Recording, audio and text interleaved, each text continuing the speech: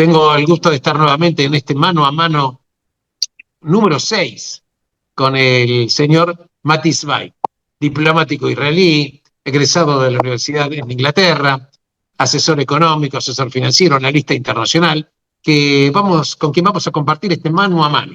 Muchísimas gracias por estar con nosotros.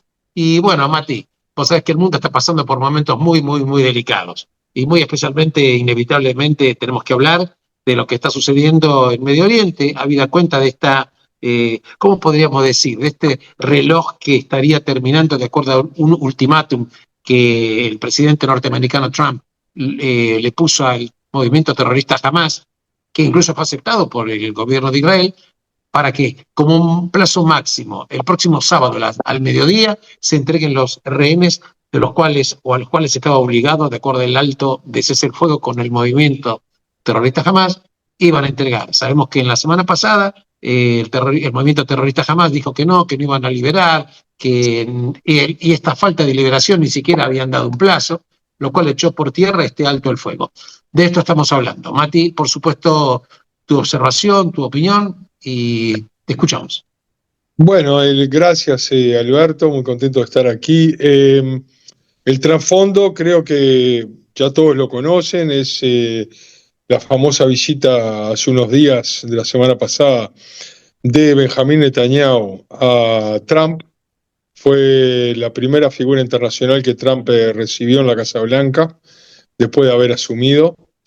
Lo que sí demuestra cuáles son las prioridades de Trump más que nada.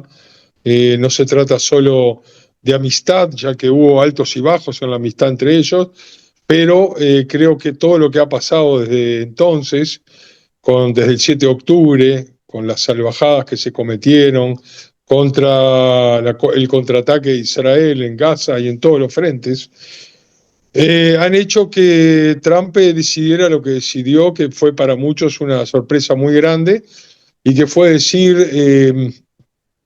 en general, en todos los temas internacionales, vengo con un palo en una mano, con una zanahoria en otro, y bueno, van a tener que elegir, porque yo estoy en contra de lo que está pasando aquí.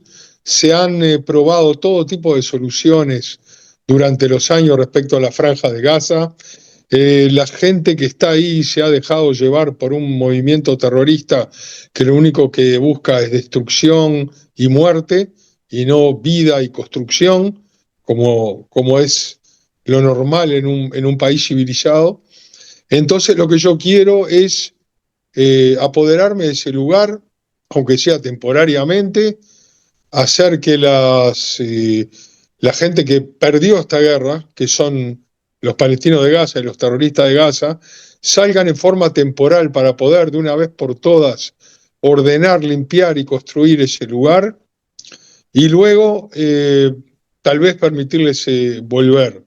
Es por supuesto una forma de mover todo este avispero, es una forma de decirle a la gente, vamos a pensar en forma diferente, y es una forma de demostrar que quien comete crímenes debería pagar. Por supuesto que eso incluye a cientos de miles de personas que en forma pasiva, o incluso con cierta cooperación, pero en forma pasiva dejaron a los terroristas de Hamas apoderarse de todo y llevar adelante lo que hicieron, que fue recibir miles de millones de dólares de la comunidad internacional para, en vez de construir hospitales, escuelas, hoteles, etcétera, construir túneles, contrabandear armas a través de Egipto y prepararse para lo que hicieron, que fue intentar entrar y destruir el Estado de Israel o hacer el mayor daño posible, esperando que todos sus amigos del Medio Oriente, de los supuestamente hermanos árabes, también pasen a ser parte de ese esfuerzo, cosa que no ocurrió. Y bueno, esa es la percepción de los fanáticos islamistas del Hamas, que estaban bien pagos especialmente por Irán, pero también por ciertas partes de Qatar o de salafistas de países islámicos, y así le fue. Y hoy en día, luego de que todos hayamos sufrido, y ni que hablar que nosotros como israelíes vemos el sufrimiento que hemos pasado como una especie de, no quiero decir segunda Shoah porque es una palabra demasiado grande, pero un gigantesco pogrom que no habíamos visto contra judíos desde la Segunda Guerra Mundial y del régimen nazi. Por eso hoy en día a la gente jamás se la llama nazi islamofascista, que es el mote que se les ha dado a todo este tipo de gente y también a los idiotas útiles que lo ayudan en el mundo. Entonces, ¿cómo se puede mirar esto que que dijo Trump? Primero que nada, las reacciones en el mundo fueron totalmente negativas, lo que se dice en inglés ethnic cleansing, limpieza étnica, racismo, echarlo, y es un doble y triple rasero, como ya he dicho otras veces, de países que por sí mismos en distintas épocas de la historia reciente, no de hace 300 o 400 años, sino hace 60, 70 años, en Europa mismo, echaron, por ejemplo, millones de alemanes hacia Polonia, de polacos, de alemanes en Polonia hacia Alemania, perdón, al terminar la Segunda Guerra Mundial, que incluso algunos habrían sido simpatizantes de nazis, la mayoría eran alemanes que habían vivido cientos de años en la parte de Prusia, de Danzig, de muchos lugares, y fueron sin ningún problema echados por millones hacia Alemania, y hoy en día ni se les ocurre volver a esos lugares porque esa fue la lógica del ganador, del vencedor, y del que había sufrido también el ataque. O sea, la gente que sufrió ataque contraatacó, ganó y además echó a pueblos enteros. De alguna manera es lo mismo que está tratando de decir Trump, pero no quiere decir con eso de que en Israel lo vean bien o lo vean viable o piensen que eso se tiene que hacer por la fuerza. Pero de cualquier manera, veamos las tres posibilidades que pueden haber, desde mi punto de vista, dentro de este marco, dentro de esto que está pasando. La primera posibilidad es que una gran parte de los palestinos se van hacia otros países. En el camino se confiscan las armas de los terroristas y también les permiten irse. Y quedan algunos para trabajar en construcción, por ejemplo, 30 o 40 mil personas. Luego se prometen a los que salgan que van a tener que salir por ejemplo, a Egipto o a Jordania o a Turquía y que van a poder volver, si no se dedican al terrorismo, en un periodo de 6, 7 años. Y Estados Unidos entraría a reconstruir usando sus compañías, la de otros 7, 8 países, no sé, Arabia Saudita, Turquía, Emiratos, todo el Japón, todo el que ponga dinero y maquinaria, etcétera. Israel se retiraría a un perímetro para cuidar las fronteras. Eso sería si realmente todos están de acuerdo en llevar a cabo lo que pidió Trump. La segunda posibilidad es que solo una pequeña porción de la población, por ejemplo los enfermos, los heridos, las familias que lo deseen, se vayan, como dije, a Egipto, a Jordania, a Turquía, o, no sé, a hacer un campamento de Boy Scouts en Afganistán, lo que sea. Y queden en la franja de Gaza, es decir, queden la mayoría, salgan 200, 300 mil personas. Y el resto se queda en su miseria porque está el 80% todo destrozado, participa de las reconstrucciones y una fuerza que va a comprender a Israel en el perímetro, más una fuerza de Estados Unidos, de Emiratos Árabes, tal vez con Arabia Saudita o con algún otro país, Indonesia, no sé, que puedan tener una fuerza que cuide en el lugar, para poder, sí, a pesar de todo, llevar adelante y desarrollar todos los proyectos, siempre dentro de un esquema en el cual, digamos que los terroristas abandonaron. Bien. Y abandonaron las armas. Y lo tercero y último, que podría ser, que es lo que está pasando hoy en día en realidad, y que es lo que Israel ve en la realidad, es que se siga con el plan actual de ir sacando de a poco, o sea, la fase 1, un poco más de aquí, un poco más de allá, hablan de 3, hablan de 6, hablan de 9, pero no están hablando de todos los 70 y pico que quedaron. Pero como estamos viendo que con las diferencias entre Hamás, el gobierno de Israel y Estados Unidos son tan abismales que ya como dijo el vocero del Hamás, Abdel Latif El-Kanú, todo este plan de Trump es racismo puro, está alineado con la extrema derecha israelí, le suba la sangre a la cabeza, revienten todo y empiece la guerra nuevamente. ¿Eso qué quiere decir? Quiere decir de que la mayoría de los secuestrados no van a salir vivos, de los que quedan vivos. Muchos del Hamas van a morir y muchos soldados también van a morir.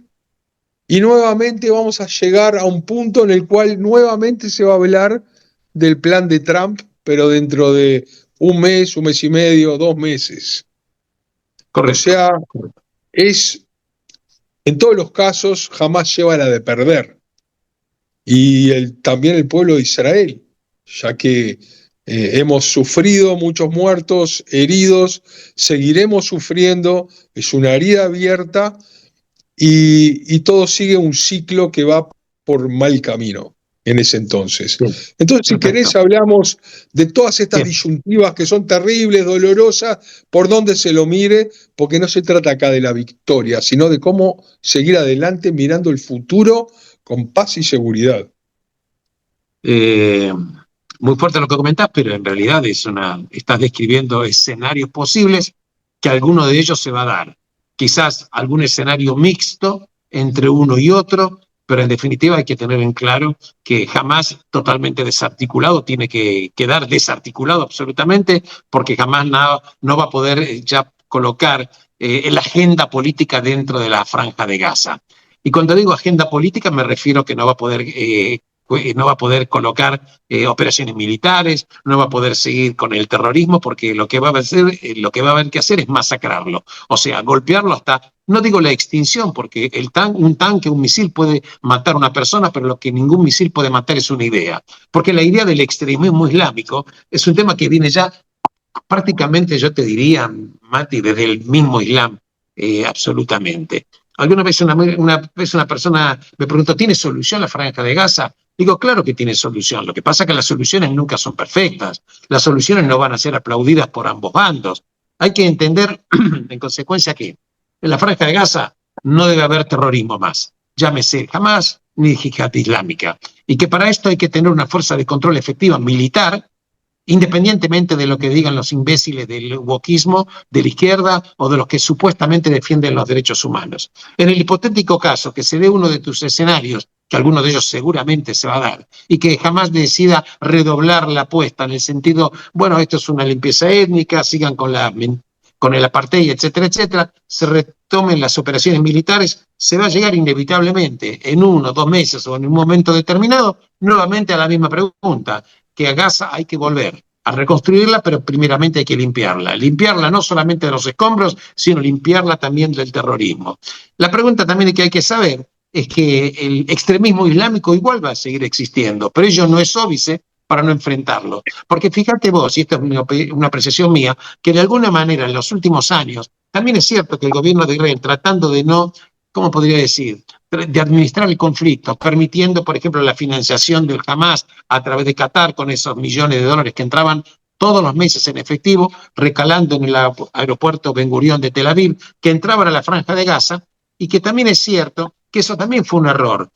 Claro, hay que ver las posiciones políticas en aquel momento, hay que juzgar la historia en el momento adecuado. Pero también es cierto que Egipto también fue un facilitador de la entrada de armamento, como bien lo decís vos, Mati, como bien lo decís vos, en el sentido de que ¿por dónde entraron las armas? Si por Israel no entraron las armas. Entonces, ¿por dónde entraron? Inevitablemente entraron por Egipto, pero claro, uno se pregunta, ¿pero no es que Egipto tenía un tratado de paz con Israel desde el año 1979? Bueno, evidentemente una parte del estamento militar egipcio corrupto permitió, con alguna aquiescencia incluso ideológica, con los terroristas de Hamas, permitió que esto se transforme en un infierno con prácticamente no solamente túneles. Yo siempre digo, Mati, que han construido ciudades subterráneas, no son solamente túneles, porque la gente por ahí cree que es como un túnel, como que tenía el Vietcong en la época cuando Estados Unidos luchaba en Vietnam. La verdad, han construido ciudades enormes con centenas de kilómetros mayores a la red ferroviaria de París, para que nosotros nos hagamos una idea, con dineros obviamente que fueron financiados. También es cierto que el tema de los palestinos, hoy lo más grave, estamos hablando de la Franja de Gaza, pero también tiene su impronta problemática dentro de Judea y Samaria, donde rige la autoridad palestina, OLP Fatah, que ahí tienen la política pay to slay, pagar por asesinar. Entonces, cuando incluso ahora de una manera graciosa Abbas dice que va a suspender el pago a los terroristas, cuando sabemos que cuando hay un terrorista que es asesinado, la familia recibe dinero. Si un terrorista es encarcelado, recibe dinero. Y mayor cantidad de dinero está en función de la pena que le otorgue la justicia de Israel. Cuanto mayor lo que sucede es que Trump realmente los amenazó. Entonces, ¿qué hicieron? Dijeron, vamos a dejarles de pagar. No, lo que están haciendo es dejarle de pagar en un ministerio en el cual se vanaglorian de que pagarles. Lo que van a hacer es meter esa plata en el Ministerio de Seguridad Social y pagar a través del ministerio y además tener un poco más de poder de no pagarle o de tener, digamos, amenazada a la familia de lo que son terroristas de Hamas, que son también sus contrarios. Sí, seguro, porque hay que entender que también la autoridad palestina no es la solución. Mahmoud Abbas, digo en sentido despectivo, porque es un espanto, que también se recibió con una tesis negando el holocausto, él estudió en Rusia concretamente, y también fue una de las personas que intervino como manejando las finanzas del grupo terrorista OLP cuando fue el atentado de los israelíes en Múnich. Estamos hablando ya de la década del 70. Entonces, con este tipo de gente se está lidiando. Ahora, la pregunta es, ¿hay en consecuencia en este momento la posibilidad de hablar de un Estado palestino? ¿Un Estado palestino gobernado por quién? Primer aspecto, ¿por terroristas? ¿Un Estado palestino gobernado por quién? ¿Por OLP Fatah, que tiene con un historial espantoso? ¿Un Estado palestino con si me permitís, déjame terminar un segundito. ¿Un Estado palestino con qué fronteras? Entonces no tenés ni siquiera con quién negociar, porque con Hamas no se puede negociar, con Abbas, que supuestamente si alguno quisiera negociar no tiene control sobre la Franja de Gaza, ya no tiene apenas control sobre su propio territorio en Judea y Samaria. Entonces, evidentemente, y recojo tu opinión con la cual yo coincido totalmente, Mati, que algo nuevo hay que hacer, porque la gente critica el plan de Trump, que puede ser criticable en muchos aspectos, ¿por qué no? Pero la pregunta es, ¿acaso no se han ensayado todo tipo de artefactos políticos y todos inevitablemente fracasaron? ¿Qué más hay que esperar? Y bueno, no hay solución perfecta para la Franja de Gaza, no la va a haber. Respecto de los secuestrados, como bien decís vos, hoy están todavía pendientes de ser liberados 76 secuestrados, 3 de los cuales fueron secuestrados anteriormente al 7 de octubre del 2023 y 73 a partir del 7 de octubre, y de los 76, hay 36 que según informaciones de inteligencia estarían muertos, van a ser devueltos bolsas y 40 estarían vivos. Entonces la pregunta es, si se sigue esperando el goteo de a poquito entregan los rehenes, Mati, ¿cómo es el tema? ¿Cuánto tiempo más van a resistir los rehenes que hoy llamamos vivos, que están vivos? ¿Cuánto tiempo más? Hemos escuchado historias espantosas de los liberados, y esto es nosotros lo que tenemos. En consecuencia, el plan de Trump, claro, puede ser crítica. Lo de la limpieza étnica me parece una barbaridad total, porque no existe limpieza étnica. Primero, si vos te vas voluntariamente de la Franja de Gaza, ¿de qué limpieza étnica me hablas? Y yo pregunto, ¿acaso en Alemania, cuando fue bombardeada por los aliados, acaso los alemanes no se quedaron bajo los escombros también y no tuvieron que reconstruir su propio país? Entonces, ¿de qué limpieza étnica me estás hablando? Parece que los objetivos de hablar de limpieza étnica es para proteger a la población gazatí, una gran parte de los cuales son terroristas, también hay que decirlo, aunque estén alineados en el Hamas, no estén alineados militarmente, pero están alineados desde el punto de vista ideológico, porque ellos han aplaudido la matanza de los judíos y los secuestros el 7 de octubre de 2023. Correcto, hoy están enojados muchos de ellos con Hamas por la destrucción, por la represalia militar israelí, pero no están preocupados por las muertes y la locura a la cual llevó este fundamentalismo islámico. Con esto creo que queda un poquitito planteadas las fichas. Sí, por supuesto que tenés razón, pero hay diferenciaciones entre los distintos territorios y los distintos desarrollos militares y políticos, etcétera. Porque la Franja de Gaza ha sido históricamente un lugar hacinado con gente que tiene una altísima proporción de analfabetismo y poblaciones que, por ejemplo, hasta hace 150, 180 años, la Franja de Gaza tenía muy poquita gente y la que llenó de gente ahí fueron los británicos que trajeron a gente del Sudán a trabajar en el lugar. Luego, en el año 48, llegaron muchos de los refugiados, escapándose de las guerras que ellos mismos habían provocado en el 48, y otra parte que llegó de la península del Sinaí, de Egipto, o sea, la gente que es realmente indígena, como se puede decir, de la Franja de Gaza puede ser tal vez el 10%, y ya no hablemos de que hasta hace 200 años atrás había una floreciente comunidad judía ahí, que también fue hostigada, matada y obligada a abandonar el lugar, y que tenían cientos de lugares, cientos de años en el lugar, incluyendo muchos de los seguidores en el año 1600 y pico del falso mesías Shabtai Tzvi, habían salido de esa comunidad, incluso viajaron hasta Grecia y a todos esos lugares para seguirlo, y a los Balcanes para seguir a su gurú. O sea, todo ha cambiado durante la historia, ha llegado muchísima gente no preparada a ese lugar, lo que es caldo de cultivo de ignorantes para ir atrás de fanatismos. O sea que por eso también se convirtió en lo que se convirtió. Hacinamiento, pobreza, analfabetismo, ignorancia y dinero de Irán como patrón para poder convertirlos en lo que se convirtieron. Pero de cualquier manera, nosotros no tenemos la culpa de eso. Israel no existe ni con un soldado desde el año 2005 en la Franja de Gaza, que se retiró unilateralmente. Claro. Se van a cumplir 20 años y en los cuales siempre pasó comida para adentro y Israel le daba agua y electricidad. Eso ya lo hablamos. Entonces, toda solución que se busque va a ser una solución más humana que lo que está pasando hoy en día. Eso de respecto a Gaza. Respecto a los territorios conquistados, liberados, como le quieras llamar según tu perspectiva, territorios que también son históricos del pueblo judío, Judea y Samaria, y también hay un conflicto real en el cual viven unos 2 millones de palestinos ahí, o sea que el conflicto es real, tengan autopercepción de palestinos o tengan otro nombre. El conflicto es real, están los asentamientos israelíes, y lo que se hizo en Oslo, a pesar de todas las críticas, hasta hoy en día no ha cesado, han quedado todos los arreglos, y eso tiene que ver también con la autoridad palestina, que dentro de todo lo malo que han hecho, y todo lo en contra que se han puesto nuestro, y todo el daño que nos han hecho internacionalmente a través de los movimientos de boicots y de la Corte Internacional de Justicia y todo, a pesar de todo eso, sus fuerzas están interesadas en mantener el poder que tienen ahí, y siempre las fuerzas de seguridad de ellos tuvieron algún tipo de entendimiento con la Fuerza de Seguridad de Israel, e incluso Correcto.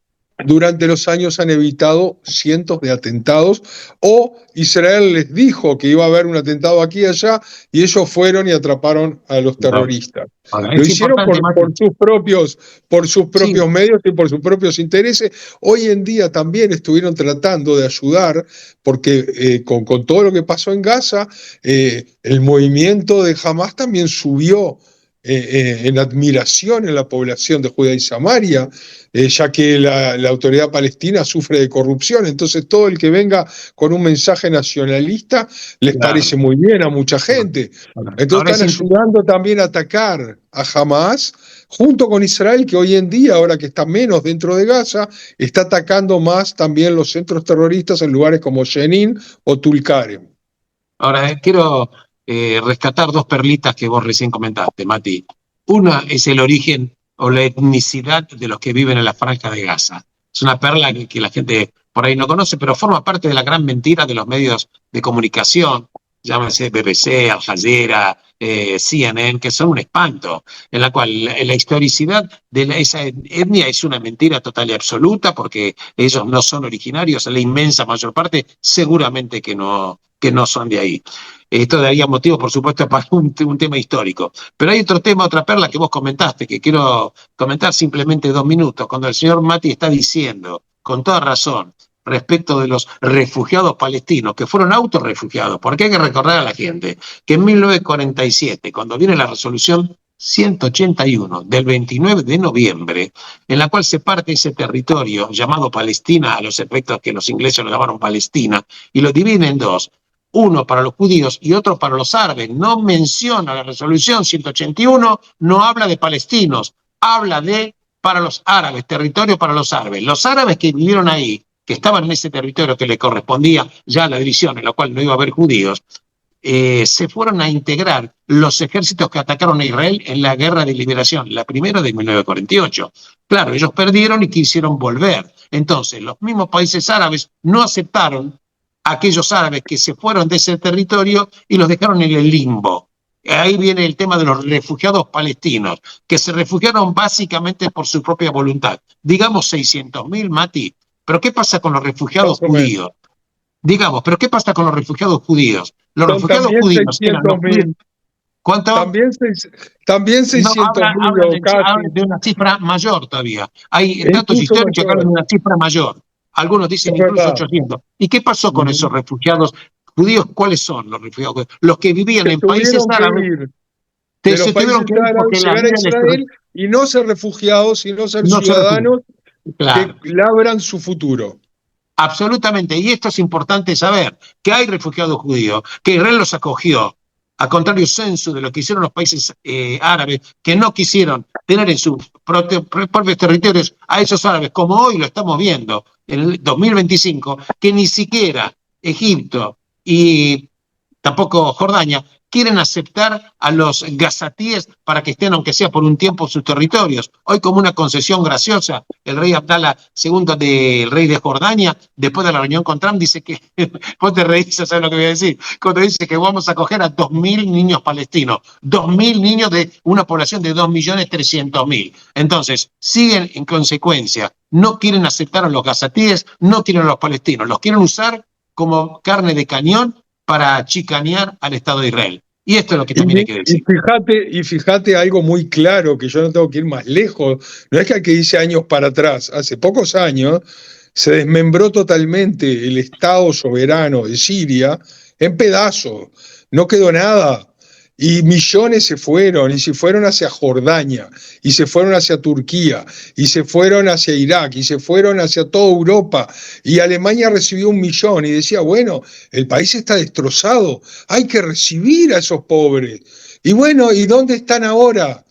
¿Dónde están ahora esos? ¿Están volviendo? Sí, una parte va a volver, una parte no va a volver, pero todo tiene que ver con la realidad de la guerra y de las consecuencias de la guerra. El mundo no puede decir que la única población en el mundo que no puede moverse 1 milímetro del lugar donde quedó todo destrozado es la Franja de Gaza. En hebreo se dice lo maxik maim, no aguanta ni el agua, todo se filtra. No estamos hablando ni siquiera de quién tiene razón, sino de que algo hay que hacer. Entonces, está bien en lo que hizo Trump en mover todo el avispero, porque algo hay que hacer. Absolutamente, algo hay que hacer. Posiblemente, seguramente no va a haber soluciones perfectas ante un panorama tan complejo, tan discutido y tan tremendo y tan doloroso, pero el mejor camino es el que empieza a pavimentarse cuando uno empieza a caminar.